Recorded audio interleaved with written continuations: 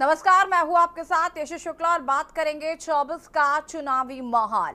आज दो पूर्व और एक वर्तमान मुख्यमंत्री मंगलवार को मेरठ में होंगे।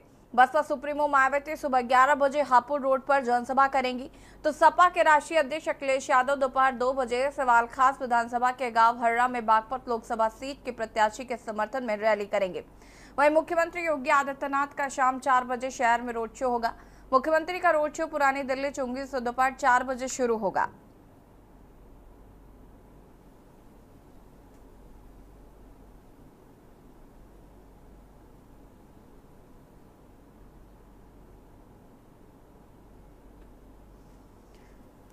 रोड शो यहां से शारदा रोड, दिल्ली गेट चौराहा, कबाड़ी बाजार, अनाज मंडी, वैली बाजार होते हुए लाला बाजार चौराहे पर समाप्त होगा। जिले में योगी आदित्यनाथ का यह चौथा चुनावी दौरा होगा।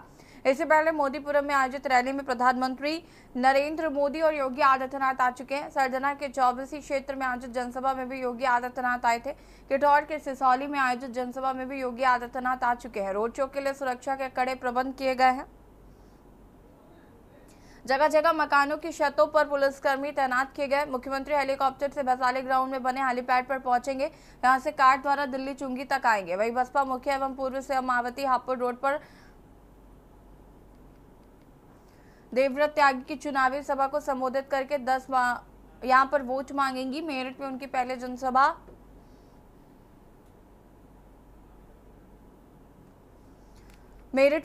करने आ रही। जिले के हर्रा नगर पंचायत में पूर्व सीएम अखिलेश यादव बागपत लोकसभा सीट से सभा प्रत्याशी अमरपाल शर्मा की चुनावी सभा को संबोधित करेंगे। अखिलेश यादव शनिवार को भी मेरठ आए थे। उन्होंने हापुड़ रोड पर मेरठ हापुड़ लोकसभा की प्रत्याशी पूर्व महापौर सुनीता वर्मा के समर्थन में रैली की थी।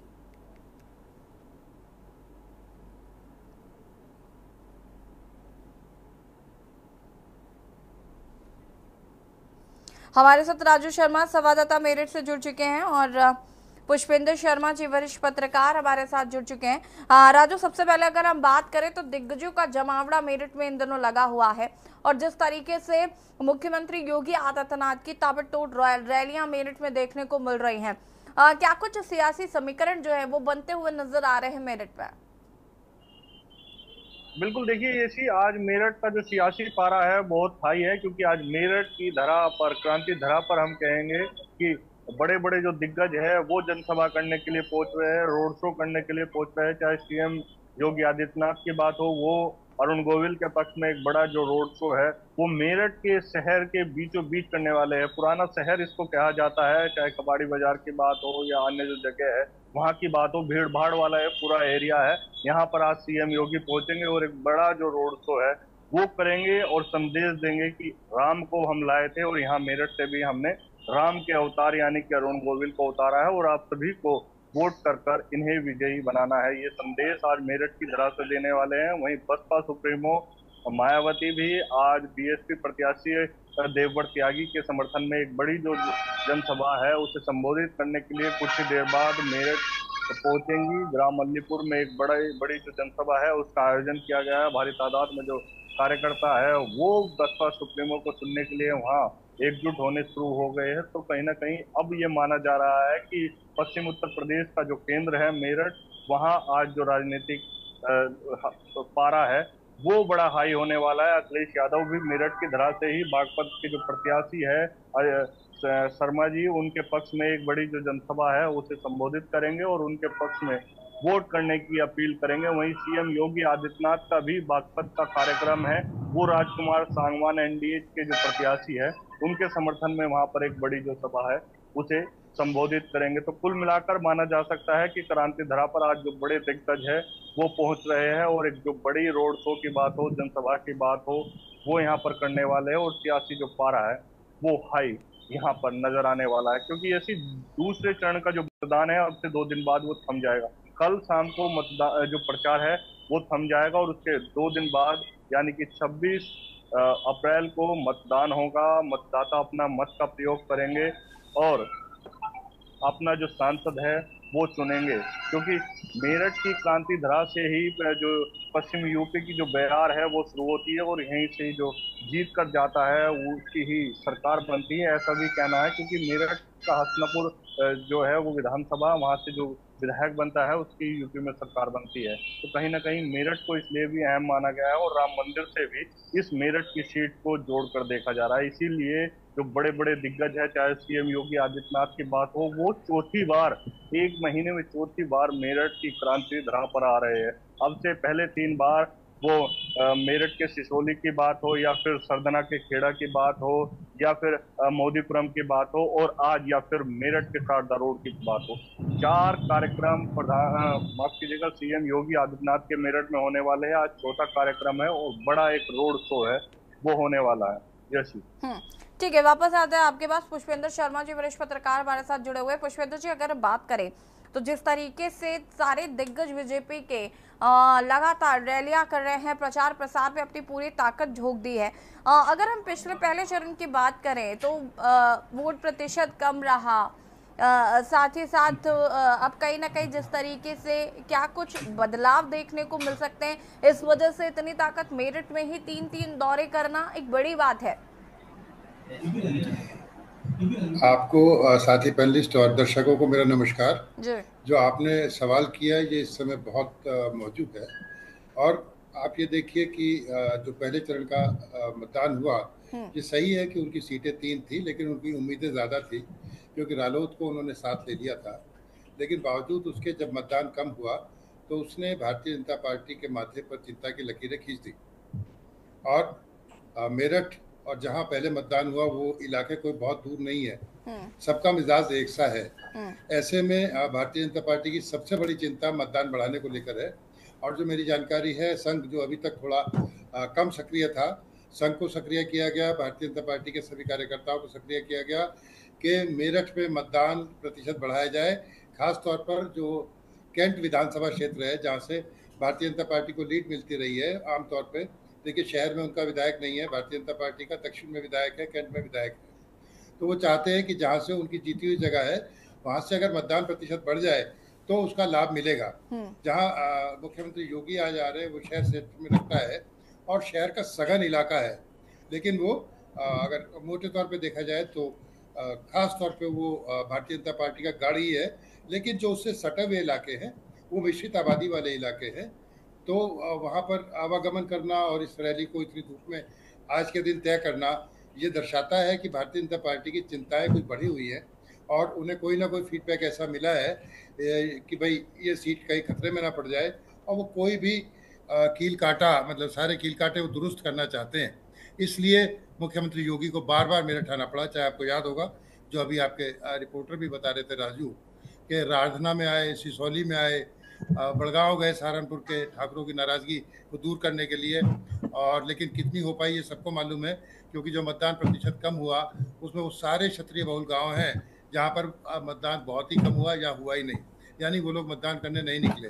तो उन सब की नाराजगी को दूर करने, यहाँ के कार्यकर्ताओं में जोश भरने और अधिक से अधिक मतदान हो जाए, इस मंशा के साथ योगी जी आज यहाँ आ रहे हैं। और कल भी आपको जानकारी होगी कि मेरठ में अरुण गोविल जो राम का किरदार निभा चुके हैं रामायण सीरियल में, उनके साथ लक्ष्मण और सीता बनी दीपिका, उन्होंने भी कल रोड शो किया था और आज दोबारा रोड शो हो रहा है। यानी कि भारतीय जनता पार्टी ने पूरी ताकत लगा दी है और उसे पूरी ताकत लगानी पड़ रही है कि वो कोई खतरा मोल नहीं लेना चाहते। उधर से मायावती और अखिलेश भी आज इसी मैदान में उतरे हुए हैं। बिल्कुल, कहीं ना कहीं जिस तरीके से समीकरण दिख रहे हैं पुष्पेंद्र जी, अगर हम बात करें तो इंडिया में अब की बार 400 पार का नारा है, और जिस तरीके से अगर हम बात करें यूपी की, तो 80 की 80 सीटों पर कब्जा करने की बात कही जा रही है। लेकिन क्या लगता है वाकई इस बार 80 की 80 सीटें बीजेपी के खेमे में जाएंगी? क्योंकि पहले चरण से ही कहीं ना कहीं जो हवा है उसका रुख बदलता हुआ नजर आ रहा है। देखिए, आप और मैं कोई भविष्यवाणी तो नहीं करेंगे, लेकिन हाँ इतना जरूर कह सकते हैं, जो 80 में से 80 और 400 सीटों का नारा है वो शायद कार्यकर्ताओं को मोटिवेट करने के लिए और विपक्षियों का मनोबल थोड़ा तोड़ने के लिए था। लेकिन जो पहले चरण से संकेत मिले हैं, सिर्फ पश्चिमी यूपी नहीं और जगह से भी जो जानकारियां मिल रही हैं, तो वो भारतीय जनता पार्टी का कोई हौसला बढ़ाने वाली खबरें नहीं है। और वो संकेत ऐसे नहीं है कि भारतीय जनता पार्टी का हौसला या मोराल बढ़ जाए। और उसीलिए देखिए बयान बदल रहे हैं, चाहे वो प्रधानमंत्री हो चाहे वो मुख्यमंत्री हो, उनके बयानों में आप अंतर देखेंगी। पहले जो विकास की बातें कर रहे थे वो दूसरी पिच पर खेलने लगे, और जहाँ तक मेरठ की बात करें तो मेरठ में आज इसीलिए बहुत बड़ा दांव लगाया जा रहा है क्योंकि जो योगेश वर्मा की पत्नी सुनीता वर्मा यहाँ से सपा और कांग्रेस गठबंधन की प्रत्याशी हैं, वो कभी योगेश बसपा के सिपासलार हुआ करते थे। तो भारतीय जनता पार्टी को ये लग रहा है कि उनकी जो अपनी फॉलोइंग है मायावती के कोर वोटर्स में यानी कि जाटवों में वो खासी अच्छी है, और अगर ये मुस्लिम गठजोड़ बनता है तो फिर भारतीय जनता पार्टी की चुनौती बहुत बढ़ जाएगी और मुकाबला बड़ा कांटे का हो जाएगा। दूसरा नुकसान भारतीय जनता पार्टी को हो रहा है बहुजन समाज पार्टी के त्यागी प्रत्याशी से। त्यागी बिरादरी कोर वोटर मानी जाती रही है भारतीय जनता पार्टी की, और श्रीकांत त्यागी का प्रकरण लेके और उसके बाद से थोड़ी नाराजगी हुई थी, और अब अगर त्यागी प्रत्याशी आ जाता है यहाँ पर सामने है मैदान में और काफ़ी मजबूती से लड़ रहा है, तो ये माना जा रहा है कि त्यागी बिरादरी में अच्छी खासी सेंध उन्होंने लगाई है। तो भारतीय जनता पार्टी को दोहरी चुनौती का सामना करना पड़ रहा है क्योंकि इस बार यहाँ पर कोई मुस्लिम प्रत्याशी भी नहीं है। अगर मुस्लिम प्रत्याशी उतारा होता बहुजन समाज पार्टी ने तो शायद भारतीय जनता पार्टी को लाभ होता। अब उधर मायावती भी परेशान है कि कहीं योगेश वर्मा जो उनके पुराने सिपासलार रहे अब टूटकर दूसरे खेमे में है, ऐसा ना हो कि वो सारे वोट बटोर के ले जाए मुस्लिमों के। तो उनका प्रयास ये है कि मुस्लिमों में बंटवारा हो जाए। जो बसपा नेता है जो पहले यहाँ से लोकसभा चुनाव हारे, याकूब कुरैशी, वो 2-3 दिन से मैदान में उतरे हैं और बार बार खम ठोक के यही कह रहे हैं कि मुस्लिम जो है बसपा के साथ है, सपा के साथ नहीं है। तो ये कोशिश हो रही है भ्रमित करने की और थोड़ा बंटवारा ले लेने की। एक समीकरण उन्हें ये भी लगता है कि उसे त्यागी वोट मिल रहे हैं, अगर मुस्लिम वोट भी उनके साथ आ जाए और बसपा का एन ब्लॉक मिल जाए तो कहीं तस्वीर ना बदल जाए। तो तस्वीर काफ़ी पेचीदा हो गई है और भारतीय जनता पार्टी के लिए राह आसान नहीं है। इसीलिए मुझे लगता है कि भारतीय जनता पार्टी के सारे नेता पूरी ताकत यहाँ लगा रहे हैं। बिल्कुल, वापस आते हैं आपके पास राजू। अगर हम बात करें तो देखिए अखिलेश यादव की भी रैली, अगर हम बात करें मायावती की भी रैली है, योगी आदित्यनाथ की भी है, विपक्षी दल सत्ता पक्ष सब के सब कहीं ना कहीं पूरी ताकत झोंक देना चाहते हैं। लेकिन अगर हम जमीनी स्तर की बात करें, मुझे लगता है आप ज्यादा बेहतर जानते होंगे मेरठ की स्थिति को और लोगों के बीच भी रहते हैं, जनता के बीच भी रहते हैं, क्या समीकरण बनते नजर आ रहे हैं? ये जो वोट बैंक की राजनीति है या ये किस तरीके से अपना खेमा डिसाइड करेगी? क्या जनता के मन में है? क्या राम मुद्दा काम कर रहा है या फिर विपक्ष का महंगाई बेरोजगारी का वार काम कर रहा है, महिला सुरक्षा काम कर रही है? हाँ बिल्कुल, देखिए हमारे अतिथि अभी बता रहे थे पुष्पेंद्र शर्मा जी कि मेरठ का जो समीकरण है वो 3 जगह डिवाइड हो गया। तमाम जो त्यागी समाज की बातों, क्योंकि श्रीकांत त्यागी का जो मुद्दा था वो बड़ा ही जोर उसने उठाया था और उसी को देखते हुए श्रीकांत त्यागी बाकायदा मेरठ पहुंचे थे और एक बड़ी जो प्रेस कॉन्फ्रेंस है वो की थी और बहिष्कार के ऐलान की बात की थी। कहा था कि हम उस प्रत्याशी को जिताएंगे जो भारतीय जनता पार्टी को हराने का काम करेगा। तो कहीं ना कहीं जो तमाम त्यागी समाज है वो देववर त्यागी के पक्ष में है और जो बीएसपी का कोर वोट बैंक माना जाता है वो कहीं ना कहीं योगेश वर्मा के पक्ष में जाता हुआ नजर आ रहा है, क्योंकि योगेश वर्मा पूर्व में हसनापुर से विधायक रह चुके हैं बसपा से और उनकी जो पत्नी वर्तमान में यहाँ से प्रत्याशी बनाई है इंडिया गठबंधन ने, सुनीता वर्मा, वो मेरठ नगर निगम की मेयर रह चुकी है। बसपा पार्टी से ही वो मेयर रही है। तो कहीं ना कहीं जो बसपा में उनकी जो पूरी पैठ थी और उनके जो एक वोट बैंक पूरा उनका जो समर्थकों का वोट बैंक है वो कहीं ना कहीं उनके साथ जाता हुआ नजर आ रहा है और कहीं ना कहीं जो दावेदारी है वो सुनीता वर्मा की मजबूत मानी जा रही है। वहीं अगर अरुण गोविल की बात करें तो अरुण गोविल लगातार प्रयास कर रहे हैं और भारतीय जनता पार्टी भी ये प्रयास कर रही है कहीं ना कहीं एक जो जनता है, मतदाता है, उनमें एक संदेश ये पहुंच जाए कि रामायण के जो राम थे यानी कि अरुण गोविल, वो अब मेरठ से जीत कर जाने वाले हैं और उन्हें भारी संख्या में वोट कर उन्हें जिताना है। लेकिन हकीकत जमीन पर ये है कि कहीं ना कहीं अरुण गोविल को मेरठ की जो जनता है वो नास्वीकार कर रही है राम के रूप में।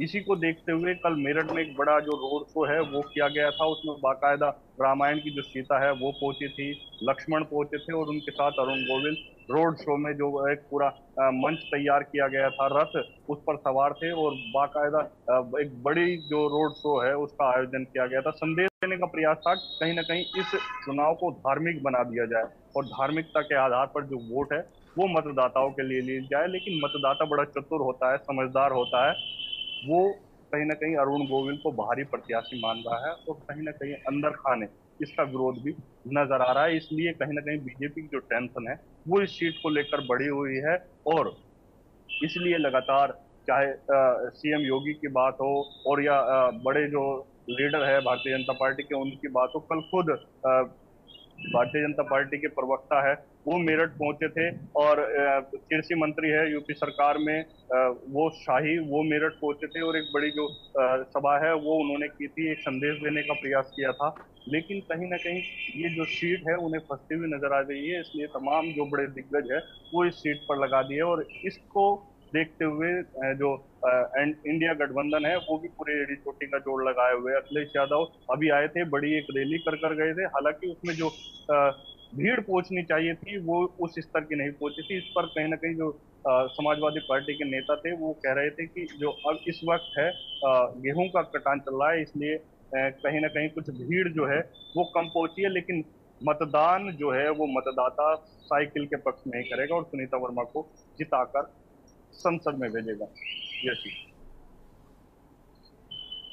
ठीक है, हमारे साथ अजय चौधरी वरिष्ठ पत्रकार भी जुड़ चुके हैं। अजय चौधरी जी, आपका भी बहुत बहुत स्वागत है। कैसे देख रहे हैं सियासी समीकरण को? अगर हम बात करें, पहले चरण में वोटिंग कम हुई, वोटिंग परसेंटेज कम रहा, और अब जिस तरीके से बीजेपी के जो दिग्गज हैं वो कोई कमी नहीं छोड़ना चाहते हैं प्रचार प्रसार में, तो क्या कहीं ना कहीं चिंता जो है वो साफ तौर पर अब नजर आने लगी है? अब कहीं ना कहीं भय लगने लगा है कि जो 80 की 80 यूपी की सीटों पर काबिज होने का सपना था वो टूटता हुआ नजर आ रहा है? जी नमस्कार। और जैसा कि अभी जो है हमारे साथी जो है वरिष्ठ पत्रकार जो है पुष्पेंद्र शर्मा जी ने जो जो बात कही कि जो है भाजपा के लिए जो है मुश्किलें बहुत अधिक जो है बढ़ चुकी हैं।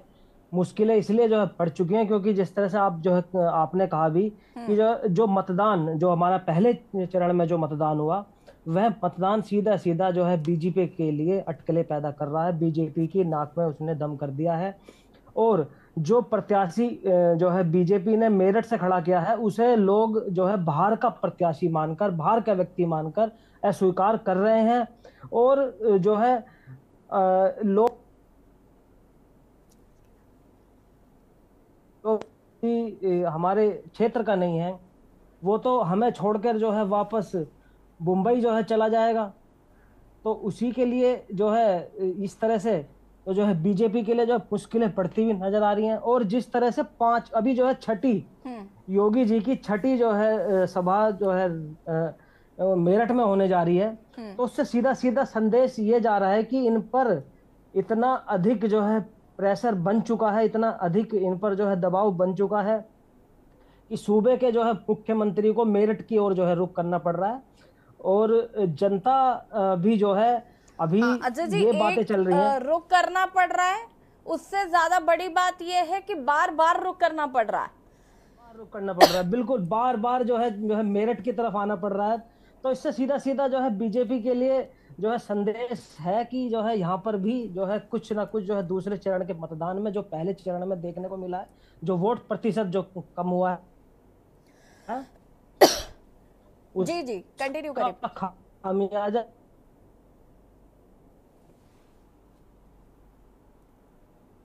उसका जो है उसे को मिल जाए।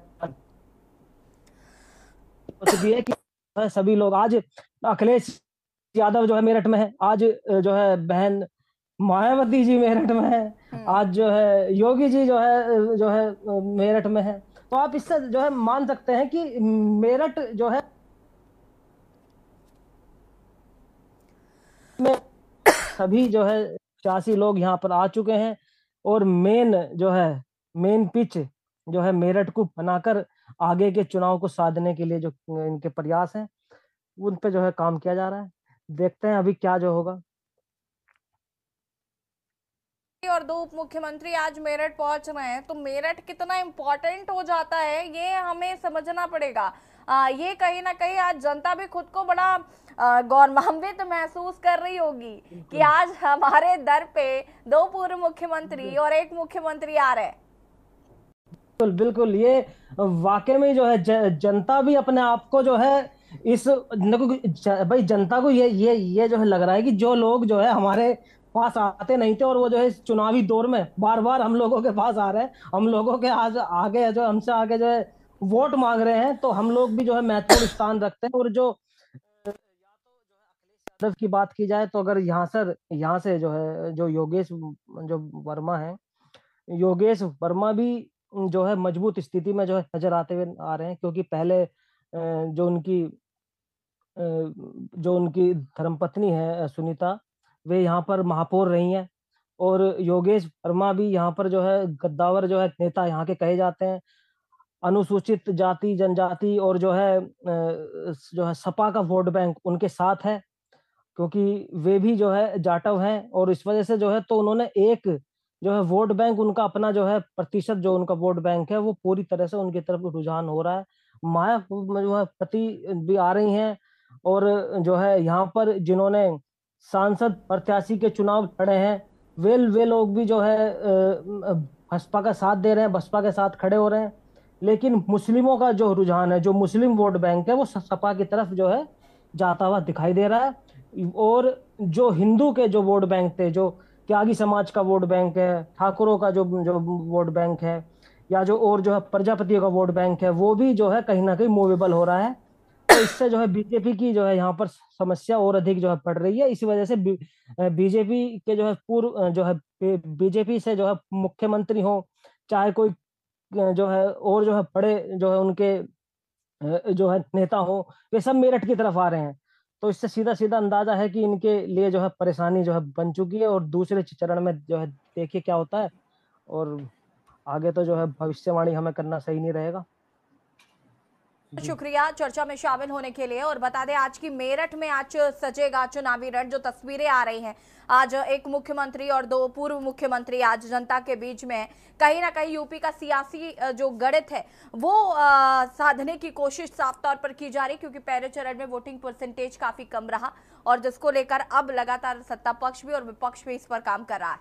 और 24 के चुनावी माहौल में फिलहाल इतना ही। देखते रहिए के न्यूज इंडिया। नमस्कार। आप देख रहे हैं के न्यूज, खबरों का सारथी।